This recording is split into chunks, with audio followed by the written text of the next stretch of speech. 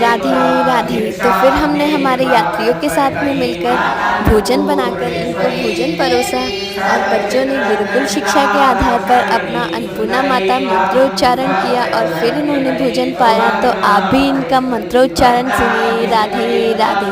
जय जय श्री राधे श्याम। प्राणवल्लभे जाह्नवी राधे नमः। माता श्री